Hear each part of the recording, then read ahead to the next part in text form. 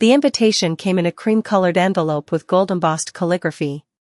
It smelled faintly of roses and lavender, like old money and everything I never had. I almost threw it away without opening it. Part of me didn't want to know what it was. But curiosity, that stubborn ache I never quite outgrew, forced my fingers to break the seal. Inside, the card was thick, expensive. The kind of card you don't write on with a ballpoint pen. The kind you save. Mr. and Mrs. Lancaster request the honor of your presence at the wedding of their daughter, Clarissa Lancaster, to Mr. Ethan Charles Hawthorne. I blinked. My hands trembled. The name Ethan blurred on the page. My throat dried out, my heart galloped like it had somewhere better to be. Ethan. My Ethan. Or, the Ethan who used to be mine. The date was this Saturday. The location? The Lancaster estate, a sprawling manor with its own lake, orchard, and helipad. The kind of place people only see in magazines. I could still picture the last time I was there. I'd been 16, in a borrowed dress, standing awkwardly at the back of Clarissa's birthday party, hiding from her and everyone who looked like her. Now, years later, they wanted me back. Why? I wasn't friends with Clarissa. Never was. In fact, she once poured apple juice down my backpack in middle school and called me discount human. The only reason I ever crossed paths with her was through Ethan. He was her cousin's best friend. And for one unforgettable year, he was mine. I stared at the invitation like it might catch fire. I hadn't seen Ethan in nearly 3 years. Not since he broke things off in the most polite, heartless email I'd ever read. You deserve someone simpler, closer to your world. That was the line that haunted me. My world? What world did he think I belonged to? A cheap one, apparently. I tossed the invitation on the table, paced around my apartment, nearly stepped on my cat, and cursed out loud. No. There was no reason I should go. No reason I should walk into that lion's den of socialites and stilettos just to watch the only man I ever loved marry the girl who once shoved me into a pond. But then I thought of something else. Closure. I never got it.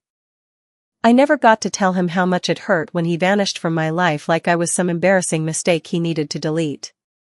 I never got to say goodbye with dignity. Maybe, just maybe, showing up, unbothered, composed, untouched, would give me that. I could wear something decent. Stay an hour. Smile politely. Leave. No drama. Just closure. Or so I told myself. The next morning, I took the bus to a consignment shop on the edge of downtown. I had $43.67 in my account. Payday wasn't until Monday. I browsed through faded cocktail dresses and wrinkled formalwear, trying not to cry. That's when I saw it. A lavender dress. Fitted waist, flared skirt. Modest neckline, vintage cut. It looked like something Audrey Hepburn might wear, if Audrey Hepburn had been raised on instant noodles like me. It was $5. I slipped it on in the dressing room. The zipper was stubborn, and the lining itched a bit, but when I looked in the mirror, I didn't see cheap. I saw someone trying. Someone brave. I bought it. I bought it and a pair of scuffed silver flats I found on clearance. That night, I stood in front of my mirror and whispered, "You don't owe them anything." But I knew I wanted one thing, to show them I was still standing. The wedding was 3 days away. And I was about to walk straight into a memory I never quite healed from. Saturday came fast. Too fast. I barely slept the night before.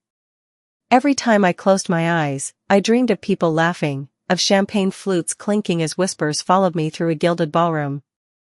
In one dream, Clarissa grabbed a microphone and said, "Everyone, look. We let the maid in."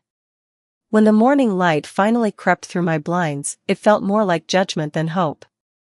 Still, I got up. I brushed my hair into soft waves, used every last drop of my concealer to cover the dark circles under my eyes, and applied a coat of cheap pink lipstick. I told myself it was elegance on a budget. The lavender dress felt tighter than I remembered. Maybe it was the nerves, maybe I'd held my breath for hours, but I slipped it on and forced a smile. It wasn't much. But it was something. I arrived at the Lancaster estate just after noon. The gates were open wide, flanked by towering hedges and marble lion statues. Cars glided past me like silver sharks, Bentleys, Mercedes, a vintage Rolls-Royce. I stood near the entrance, feeling like someone who'd wandered onto a movie set. My ride? A cab I'd begged to wait while I checked in. As I stepped onto the stone path leading to the main garden, a sharp wind blew past. I instinctively held down my skirt. That's when I heard it. Laughter. Not the joyful kind. The cruel kind. 3 girls in pastel designer dresses were standing nearby, holding champagne flutes like they were born with them. One nudged the other and pointed toward me with the kind of smile that doesn't reach the eyes. "Is that her?" one whispered loudly. "Clarissa's cousin or something? She looks like she got dressed in 2003, another giggled. "Is that velvet?" the third said, gasping as if I had committed a felony against fashion. It wasn't velvet. It was polyester. Bad polyester. I tried to keep walking, pretending not to hear them. But I felt every word stick to me like wet paint. My seat was in the 5th row, left side, near a column of orchids. I sat down and stared at the archway ahead, where the ceremony would take place. It was draped in white silk, with gold thread running through it. The floral arrangements must have cost more than my rent for 3 months. Everything was perfect. And I didn't belong. I felt it in every glance, every hushed comment. Women adjusting their diamond bracelets as they looked at my worn-out shoes. Men scanning me once and then looking away like I wasn't worth a second glance. And then, he arrived. Ethan. He stepped out from behind the archway, flanked by 2 groomsmen. Tall, sharp-jawed, hair slicked back like a movie star. He wore a black tuxedo that looked like it was tailored for royalty. He hadn't changed. And yet, something about him felt different. Not worse. Just heavier. Like he carried the weight of every smile he forced. His eyes scanned the crowd. Methodically. Calmly. And then they found mine. We locked eyes. It wasn't long. Maybe 3 seconds. But in those 3 seconds, time bent. I saw the boy who used to draw sketches of me in the margins of his notebook. The one who held my hand during horror movies and kissed my forehead when I said I was afraid of being abandoned. And then it was over. He looked away. I told myself not to feel anything. Not here. Not today. I pressed my palms to my lap and tried to breathe. A hush fell over the garden. The music swelled, Vivaldi, of course. Dramatic. Grand. Clarissa appeared at the top of the stairs in a dress so white it nearly blinded me. It was sleek, modern, fitted within an inch of her life. Her veil trailed several feet behind her, carried by 2 flower girls in matching tulle. She didn't look like a bride. She looked like a queen arriving for coronation. Everyone stood. I did too. Mostly because I was expected to. My knees felt like glass. My stomach twisted. As Clarissa made her way down the aisle, she turned to the left, toward the side where I sat, and our eyes met. She didn't smile. She didn't blink. She just stared. Like I was a puzzle piece she couldn't figure out why someone brought to her table. And then, very subtly, she smirked. That smirk told me everything I needed to know. She knew why I was there. And she didn't see me as a threat. She saw me as a prop. A joke. The final act in her performance of "Look how much better I am now." I sat back down, hands clenched tightly in my lap. The music ended. The officiant began speaking. Words floated over me like smoke: love, commitment, vows, forever. But all I could feel was my heart pounding against my ribs. Because Ethan had glanced at me again. Twice. And the second time, there was something else in his eyes. Not recognition. Not pain. Conflict. Something was wrong. And I could feel the tension building, like a string being pulled tighter with every breath. I could barely hear the officiant's voice anymore. Not because the microphone failed, but because my thoughts had become louder than the ceremony. My heartbeat thumped in my ears. My palms were damp. The lavender fabric clung to my back. I sat frozen, unsure whether I was an intruder or an unwelcome witness to a wedding that felt more like a ticking bomb than a celebration. Ethan's eyes kept drifting. Not toward the audience. Not toward his parents. Not toward Clarissa. But toward me. Small glances, subtle enough that only someone watching carefully would notice. But I noticed. Because I hadn't stopped watching him since the moment he appeared. And I could see it. A crack. It was faint at first. But as Clarissa spoke her vows, smiling as if she were reading from a bridal magazine script, that crack widened. Ethan's hands trembled. His jaw tensed. His throat bobbed like he had something caught in it. And then, he blinked. A long, slow blink. Like a man waking up mid-dream, only the dream wasn't his. The officiant turned to Ethan. Do you, Ethan Charles Hawthorne, take this woman, Clarissa Jane Lancaster, to be your lawfully wedded wife, to have and to hold? A pause. The silence pressed on my chest like 100 bricks. Ethan didn't answer. Clarissa turned to him.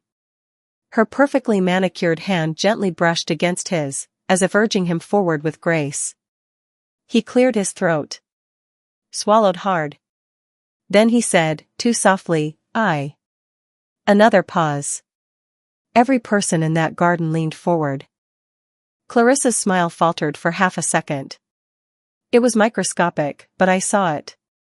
Like a mask slipping before snapping back into place. And then Ethan did something no one expected. He looked up. Directly at me. Not a glance. Not a flicker. A full, raw, aching stare. I felt my breath catch. The air disappeared from the garden. The birds went silent. Time fractured. That's when I knew something was coming. Clarissa noticed too. Her eyes followed his. When she saw who he was looking at, her spine stiffened like cold marble. Then he spoke. I can't. His voice wasn't loud. But it didn't need to be. It sliced through the room like a knife through silk. Clarissa's fingers curled. The officiant stammered, I'm sorry. Pardon me? Ethan turned, slowly, deliberately, until he was no longer facing the altar, but facing the guests. Facing me. I can't do this, he said louder now. I'm sorry. Gasps erupted around me. I could feel dozens of eyes turn in my direction.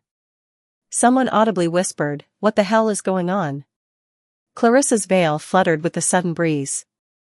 But her face was stone. You're joking, she said, cold and clear. Ethan didn't look at her. He took a step forward. Then another. He was walking. Down the steps. Toward the crowd. Toward me.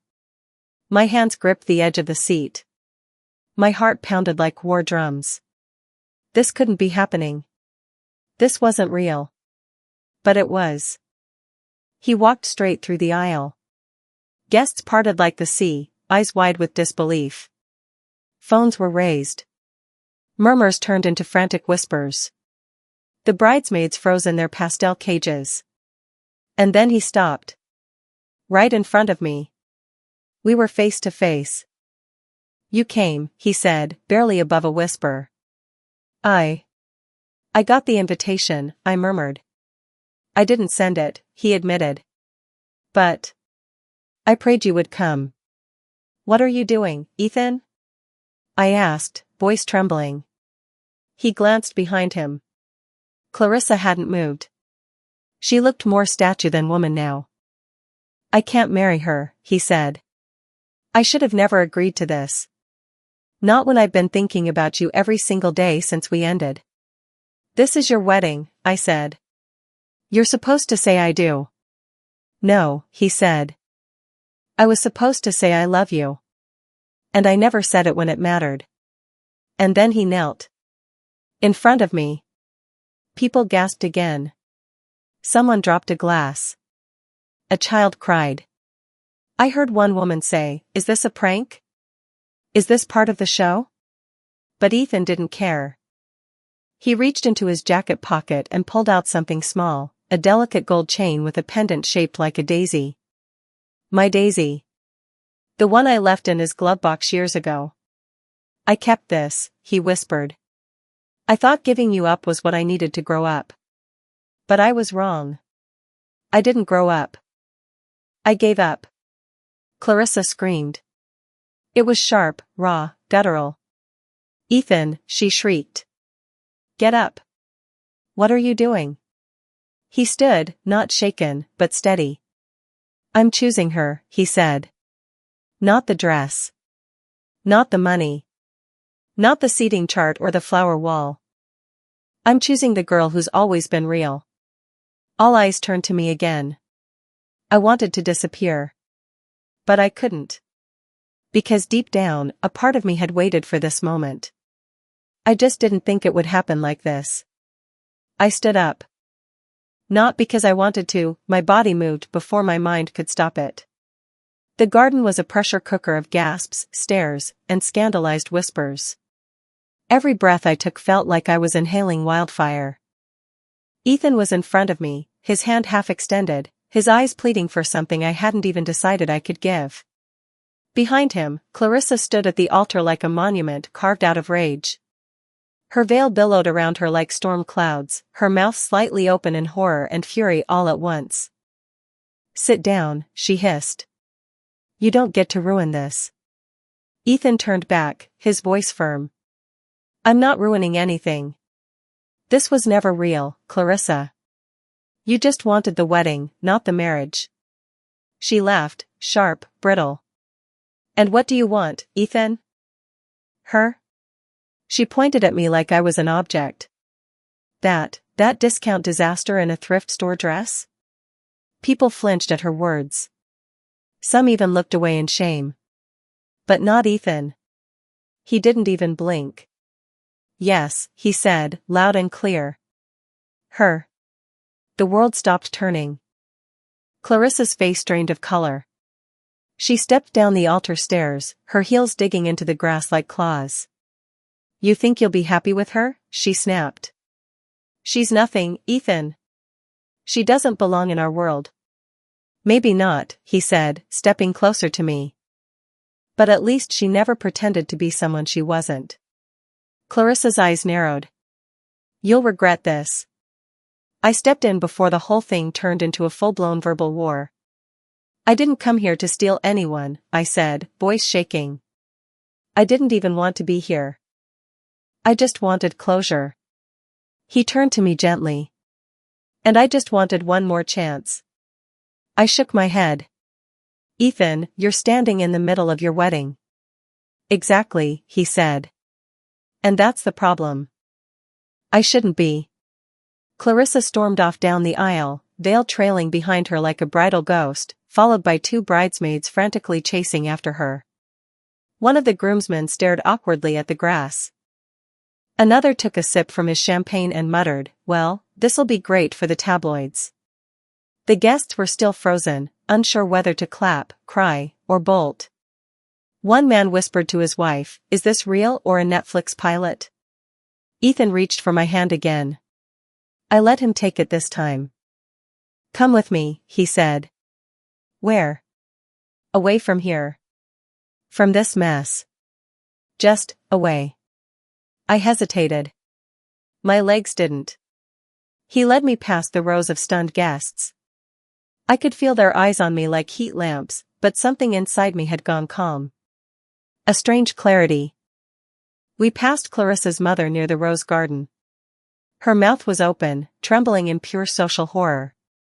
She didn't say a word, she just turned away like I was beneath even her scorn. And maybe I was. But in that moment, I didn't care. We stepped through the grand gates, out into the gravel path where cars were lined like jewelry on display. "You really didn't send me the invitation?" I asked. He shook his head. "No. I asked them not to invite you. Because I knew, if I saw you again, I wouldn't go through with it." I pulled my hand away, blinking. "You were afraid I'd ruin your life?" "No," he said. "I was afraid you'd remind me of who I really am." We stopped beside a marble fountain, one of those absurdly large ones with angel statues and goldfish. Water spilled gently over the rim, and the afternoon sun painted everything in late summer gold. "You could have told me this before the altar," I said, voice cracking. "I know. I should have. But I kept convincing myself I owed it to my family. To Clarissa. That I had to be who they expected. And now? Now I just want to be who I choose." His words landed somewhere deep. Deeper than I wanted them to. Because despite everything, despite the public humiliation, the years apart, the lavender dress, I still loved him. Maybe I never stopped. But I also wasn't the same girl he left behind. "I'm not some prize you just run back to," I said. "You don't get to say I choose you after planning an entire life with someone else." "I know," he said softly. "But I'm not asking for forever right now. I'm asking for one chance to fix it. To start over." I looked at our reflection in the water. I looked at the girl in the lavender dress. And I realized something strange. She wasn't broken. Not anymore. The parking lot was chaos now. People were leaving early, muttering into phones, gossiping like wildfire. One of the groomsmen was trying to explain the scene to a reporter already hovering at the gate. Clarissa's father looked like he was having a stroke, red-faced and yelling into his Bluetooth. And somewhere inside the mansion, Clarissa was no doubt turning porcelain vases into projectile weapons. Ethan and I stood apart from it all, beside the fountain, in the only pocket of quiet left in the estate. "I didn't expect this," I said. My voice was quiet. "Any of it." "Neither did I," he replied. "Not even up until this morning. I kept telling myself, you've made it this far. Just finish the ceremony. But when I saw you..." He trailed off, shaking his head. "What?" I asked gently. "When I saw you," he said, "I remembered what it felt like to breathe." I laughed softly, more out of disbelief than humor. "Wow. Dramatic." "I mean it." He looked at me, serious now. Everything in that place felt artificial. I didn't even write my own vows, did you know that? Clarissa insisted on hiring a vow consultant. Someone who polishes the promises. That's a real thing? I raised an eyebrow. In her world, it is. He looked down at my hand, still resting loosely in his. "But you showed up. In that dress, looking more like yourself than anyone else I saw today. And you reminded me of everything I used to be before I became this version of me." I didn't know what to say to that. So I didn't say anything. We sat down on the low stone edge of the fountain. I watched the fish swim in lazy circles beneath the surface. "I thought you left me because I wasn't good enough," I finally said. "Because I didn't fit into your family, your world, your expectations." He winced. "I did. But not because you weren't good enough. Because I wasn't brave enough. You sent me that message like I was a job you were quitting," I said bitterly. "I know," he murmured. "And I regret every word of it." Silence fell again. I could have told him off. I could have walked away, basked in the vindication, and left him in the mess he created. But something deeper inside me, it didn't want vengeance. It wanted truth. So I asked, "Why did you agree to marry her at all?" He looked away, eyes narrowing toward the horizon. "My parents. Her parents. Her. Everyone wanted it. The merger, the media coverage, the ideal couple headlines. It was a packaged life. And I let them sell it to me. And me? I asked. You were the only part of my life I chose, he said. Which is why it scared me. I didn't know how to respond to that. There's no instruction manual for what to do when the man who shattered your heart now stands in front of you with all his pieces, asking for another chance. I still don't know what you expect from me, I said quietly. A hug? A kiss? A happily ever after? No, he said softly. Just time. And a place to start. Before I could say anything else, we heard footsteps. We turned to see Clarissa's mother approaching, her heels clicking like gunshots on stone. She was graceful, composed, like a queen trained never to show cracks. But I could see the fury simmering just beneath her flawless exterior. Ethan, she said, ignoring me entirely, your father would like a word with you. In private. I'm sure he would, Ethan replied, standing.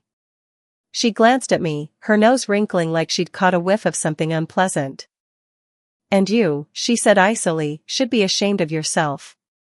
I stood slowly, facing her head on. For what? I asked calmly. For ruining the most important day of Clarissa's life. No, I said, voice even. That wasn't me. That was your daughter thinking she could fake a perfect marriage and no one would notice. Her lips parted slightly. For once, she had no snide comeback. Ethan stepped between us. This is my decision, he said. And I'll deal with the consequences. But I won't let you talk to her like that. Clarissa's mother's eyes darkened. She turned without another word and marched back toward the house. Ethan looked at me. You okay? I let out a breath I hadn't realized I'd been holding. Yeah. I think I am. Come on, he said. Let's go somewhere quiet. Somewhere real. Like where? I asked. He smiled. Anywhere that's not here. We walked back to the car lot. The lavender dress fluttered in the breeze. Heads turned. Phones pointed. Whispers followed. But this time I didn't feel humiliated. I felt awake. We got in his car, an old silver convertible I remembered from college. The same car where we once kissed under the stars, where I told him my dreams, where he promised we'd write our own story. Now maybe we would. Maybe. The car pulled away from the estate in near silence. We didn't speak for the first few minutes. The wind slipped through the open windows, carrying with it the scent of cut grass, summer blossoms, and whatever perfume had lingered on my dress from the ceremony. I leaned my head back against the seat, my fingers toying with the seatbelt across my chest. It felt unreal. I had just walked out of someone else's wedding, holding the groom's hand. That kind of thing doesn't happen in real life. That's the stuff of novels and made-for-TV movies. And yet, there I was. In Ethan's car. In that dress. Leaving behind a mansion full of shattered expectations and upturned champagne flutes. Eventually, he spoke. There's a lake a few miles from here, he said, glancing at me briefly. Private. Quiet. We used to go there when we were younger, remember? I nodded slowly. I remembered. It was our secret spot. A tucked-away stretch of shoreline that belonged to a forgotten park, no tourists, no cameras, no polished marble statues or manicured gardens. Just water and sky and silence. He turned off the highway and took a winding country road. Trees lined the edges, their shadows flickering across our faces like passing ghosts. When we arrived, the lake was exactly as I remembered. Still. Peaceful. Reflective. We sat at the water's edge on a fallen log, the car parked just a few feet away. Birds chirped faintly in the trees. A dragonfly skimmed across the surface of the lake. The sun was dipping lower now, casting a golden shimmer across the ripples. Ethan kicked off his shoes and rolled up his sleeves. I used to think this was the place I'd propose. I froze. To me? He nodded. I had the ring, he said. Back when we were still, us. I turned to him slowly. What happened? He was quiet for a while. Then he sighed. I let fear win. I listened to people who told me love needs to be strategic. That marriage is a merger. That I needed someone who fit my image, who wouldn't embarrass me in front of investors or my family. I laughed bitterly. So I was your risk. You were my heart, he said gently. And I was too cowardly to protect it. I didn't know whether to cry or slap him. But I did know something else. I wasn't the same girl he'd broken. I wasn't standing in front of him hoping he'd choose me anymore. He had already done that. The power was no longer in his hands. It was in mine. You can't fix this with one apology, Ethan, I said. You left me. You humiliated me. And today? Today you dragged me into the middle of a train wreck. I know, he said, his voice cracking. And I don't expect forgiveness. I needed you to know the truth. That I never stopped loving you. That even when I pushed you away, I hated myself for it. I needed time to heal, I said. And I did. Not completely, but enough to stand on my own. That's what I see now, he said, eyes fixed on mine. You're stronger. Braver. I saw it the moment you walked into that garden. You didn't need me to choose you. You came anyway. Just as you are. I looked down at my dress, still rumpled, slightly dusty from the walk, but somehow, radiant now. Funny, I whispered. They laughed at this dress. Because they didn't understand what strength looks like, he replied. But I do. Now I do. We sat in silence again, letting the wind carry away our leftover words. And then he reached into his jacket one more time. I didn't plan for this, he said, holding out a folded piece of paper. But before the wedding, I wrote a letter. I wasn't sure who I was going to give it to, you, Clarissa, or myself. I just needed to say what I couldn't say out loud. I hesitated, then unfolded it. The paper was slightly creased, the handwriting familiar. It read. To the one who knew me before I became someone else. To the girl who danced barefoot on this very shoreline. To the only person who ever saw me clearly, and never looked away. I chose wrong. But I still know how to choose. If you're reading this, it means I've finally learned to speak the truth. Not with a grand gesture. But with the courage to say, I'm sorry. And I still love you. Tears welled in my eyes, but I didn't let them fall. Not yet. Instead, I folded the letter and tucked it into the pocket of my dress. You really want to start over? I asked. Yes, he said without hesitation. No lies. No labels. Just us. From the beginning. I stood, brushing dust off my dress. Then show me who you really are. Not the Ethan from the wedding. The Ethan who loved quiet lakes and midnight milkshakes and making me laugh until I cried. He smiled, standing too. I've missed that version of me. We walked to the car, side by side, not quite holding hands, but closer than strangers. Closer than broken hearts. As we drove away, the lake in the rearview mirror shimmered like it was waving goodbye to the past. The drive back into the city was quiet, but it wasn't the heavy kind of silence. It was full of things we were still too raw to say out loud, full of unspoken questions and tentative beginnings. Ethan reached over and turned the radio on. A soft acoustic melody floated through the speakers. It was the kind of song we used to listen to during late-night drives, back when the world felt wide open and love felt simple. He glanced at me. Do you remember this song? I nodded. We used to dance to it in your kitchen. You used to make up ridiculous lyrics about burnt toast and overcooked pasta. And you laughed like it was the funniest thing in the world. He smiled. It was. You were. It was strange how nostalgia could hit like a wave, pulling you under just when you thought you'd learned how to swim above it. I looked out the window, watching the blur of trees and buildings go by, and wondered what version of me he remembered, what version I wanted to become now. "Where are we going?" I asked. "My apartment," he said.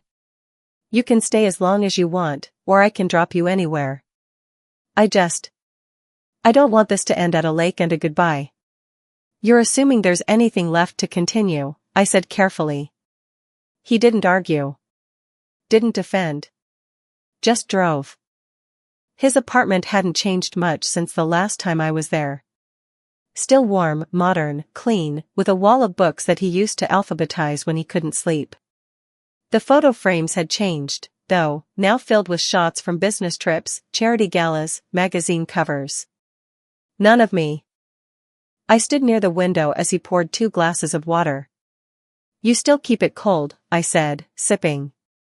"Room temperature is for cowards," he replied, grinning slightly. We stood in silence again. This time, it didn't ache. "I meant what I said," he continued. "I don't want to pick up where we left off. That version of us didn't survive for a reason. But if you'll let me, I want to build something new. From scratch." I turned to him slowly. "Why now?" "Because seeing you today reminded me that I don't have forever," he said. "I almost gave my life away to a script someone else wrote for me. But you're the one thing that ever felt real." A beat passed. Then another. And then I said it. "I'm not ready to forgive you yet." He nodded, eyes dropping slightly. "I understand. But," I added, "I'm willing to see who you really are. No promises. No fairy tales." He looked up again, and there was something in his expression I hadn't seen in a long time, hope. Not the glittery kind, but the kind forged from regret and effort and truth. "Can I cook you dinner?" he asked. "I still suck at it. But I kept that recipe you wrote on the back of a napkin. The one with the garlic. And too much lemon juice," I finished for him, smiling despite myself. "I figured you could supervise," he said. I nodded. "Okay." And just like that, we began again. Later that night, I sat at his kitchen counter in my lavender dress, barefoot, watching him fumble with garlic cloves while muttering to himself. The overhead light cast a soft glow over the counter. The air smelled like olive oil and old memories. He looked up at me, grinning like a kid. "I missed this. Chopping onions badly? Cooking with you." We talked. About everything. About nothing. About the years between us. The people we became. The things we never said. He apologized again. For the message. For the silence. For leaving. And I let him. Because sometimes people need to speak their guilt out loud so they can stop carrying it in silence. After dinner, we sat on the couch.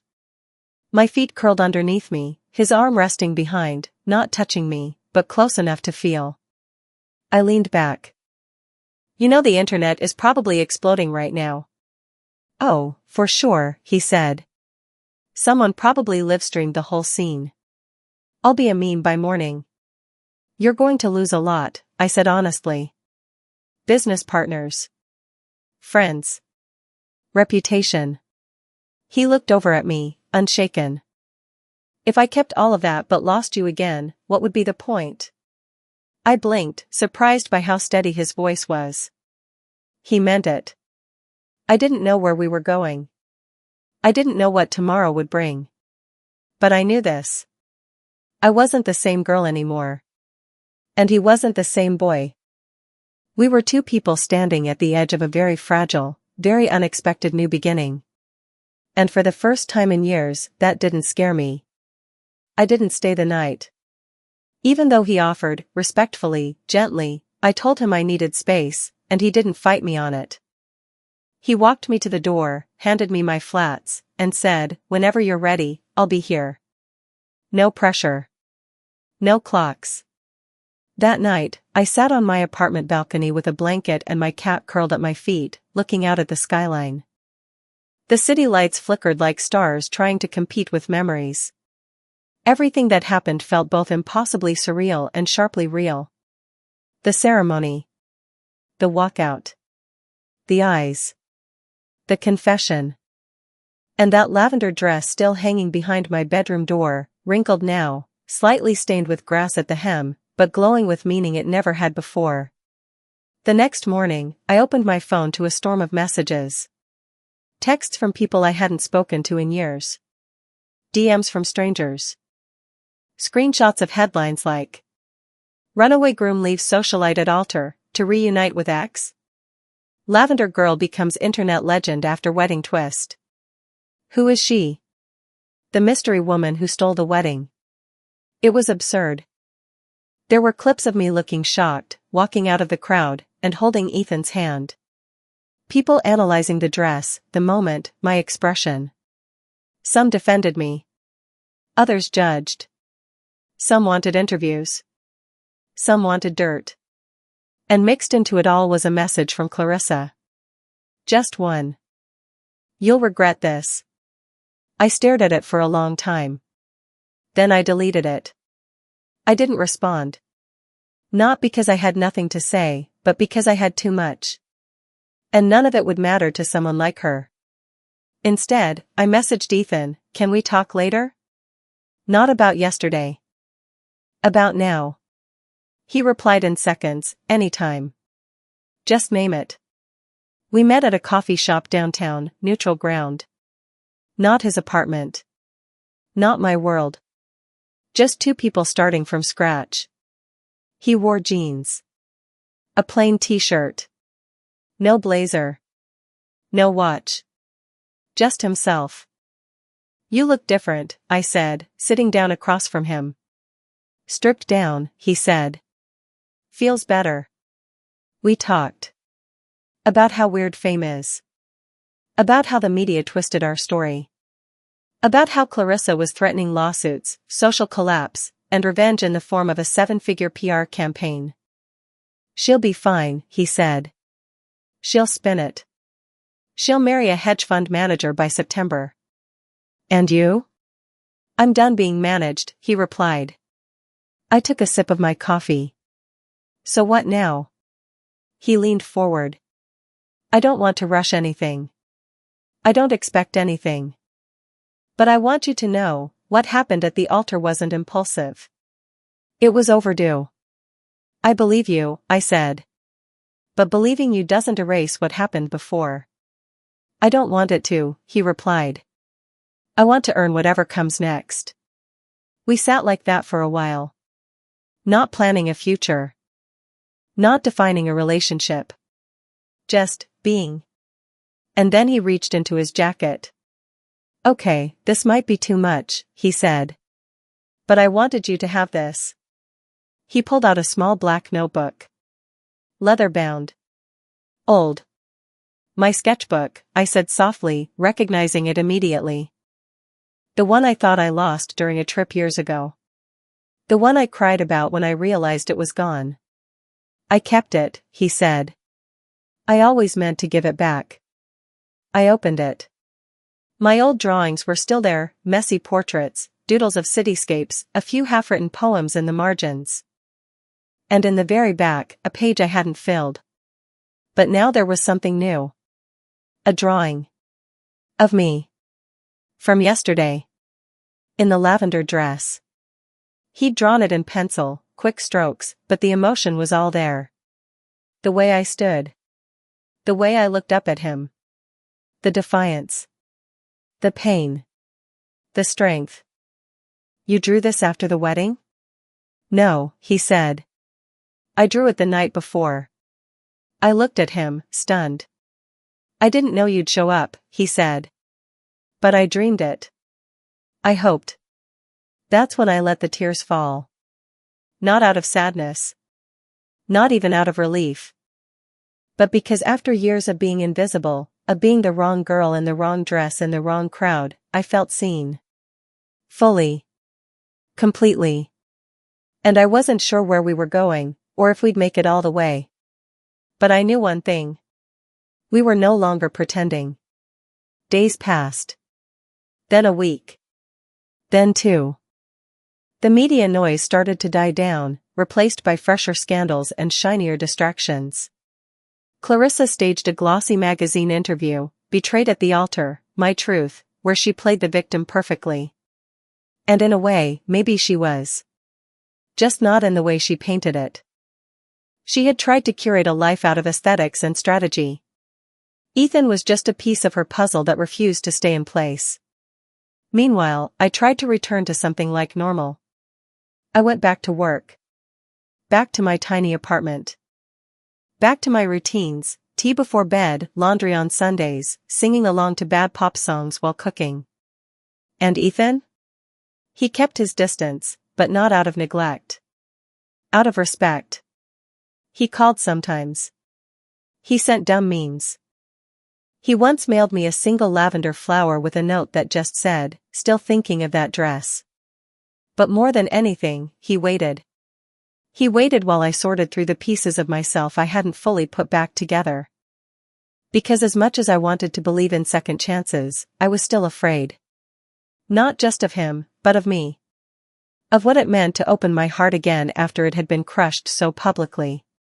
One night, I sat with my sketchbook, the one he returned, and stared at the page he had drawn. The image of me, standing there in that ridiculous, beautiful, unforgettable dress. I touched the lines of the drawing like they were real. And I remembered. The way I had looked at him. Not with love. With recognition. I saw the boy who'd left me. I saw the man who'd come back. And most of all, I saw myself. The version of me who never needed a ballroom or a designer label to be worthy. I grabbed my phone and sent a single message, "Are you still awake?" His response came in seconds, always. "Why?"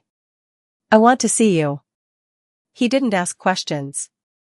15 minutes later, he was outside my building, waiting by his car, hands in his jacket pockets, that familiar nervous energy flickering in his eyes. "I thought you might never text," he said as I approached. "I almost didn't," I admitted. But then I realized. I don't want to wonder anymore. I don't want to live in what if. I want to know. He opened the car door for me. "Then let's go find out." We didn't go far. Just a late-night diner near the river. Empty booths. Greasy fries. A jukebox playing faded love songs from the 80s. We slid into a booth and ordered coffee we wouldn't drink. "So," he said, hands wrapped around the mug. "What do you want to know?" "Everything," I said. "But first, I want you to know something." He leaned in. "I forgive you," I said quietly. "Not because I'm forgetting. But because I'm done carrying it." His lips parted slightly. "I don't deserve that." "Maybe not. But forgiveness isn't about what you deserve. It's about what I choose to let go of." He nodded, slowly. "Then I'll try to be someone who does deserve it." We stayed there for hours. Talking. Laughing. Planning nothing. Promising nothing. Just being real. Eventually, he walked me back to my door. It was nearly 2 a.m. The air was cold, but soft. One of those rare city nights where the noise fades and the stars peek through. We stood outside my door, both uncertain. "I won't come in," he said. "Unless you ask." "I'm not asking," I replied. He smiled. "Good. You shouldn't." "Not yet." He reached into his pocket and pulled something out. A new pendant. This time, not a daisy.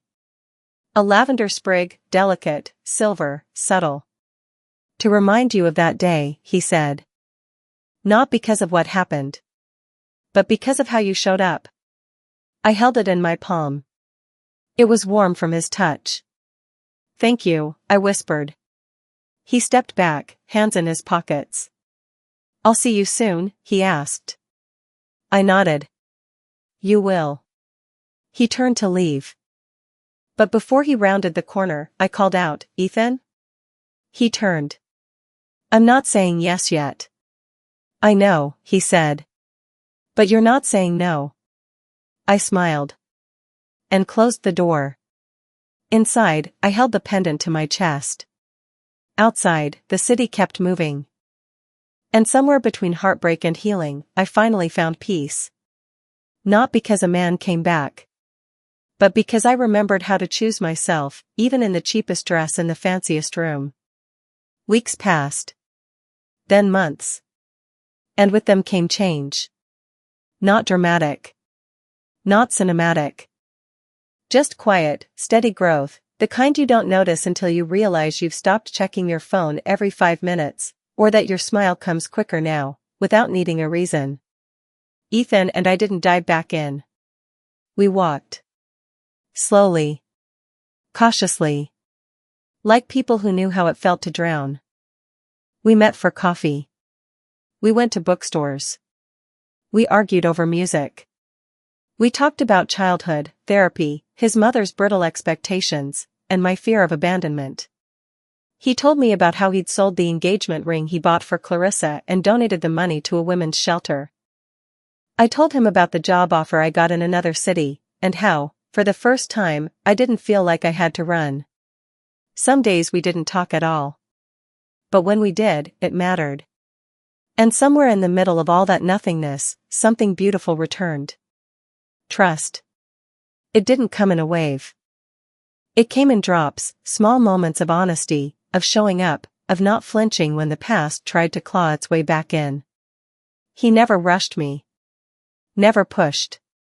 And I started to believe that maybe people could change. That maybe love, the real kind, isn't loud or perfect. It's quiet. Imperfect. Earned. One afternoon in late spring, I found a small package at my door. No card. Just a box. Inside was a new sketchbook. The first page had a note in his handwriting. For the next chapter. Whatever you decide it looks like. I ran my fingers over the page. Smiled. And started to draw. Not him. Not the wedding. Just me. Standing at the edge of something new. A year later, I stood in front of a mirror once again, wearing the same lavender dress. It was a little tighter at the hips now. A little more faded. The zipper still stuck at the same spot. But it was clean. Pressed. Loved. People said I was crazy for wearing it again. But they didn't understand. This wasn't the dress I was laughed at in. This was the dress I stood up in. The dress I found strength in. The dress I was chosen in, not by Ethan, not by the world, but by myself. Today wasn't a wedding. It wasn't even a proposal. It was something more sacred, a promise ceremony. A private moment. Just me and Ethan. No altar. No crowd. No parents. No contracts. Just a park bench beneath the cherry blossoms and two people who had found their way back, slowly, messily, honestly. We held hands. No rings. Just truth. He looked at me and said, "I love you." And for the first time since that day at the wedding, I said it back. Not because I missed him. Not because I was scared to lose him again. But because, after everything, I knew he saw me. And I saw him. As we were. As we had become. Not the fairy tale. Not the tragedy. Just two people who had lived through a storm and still reached for the sun.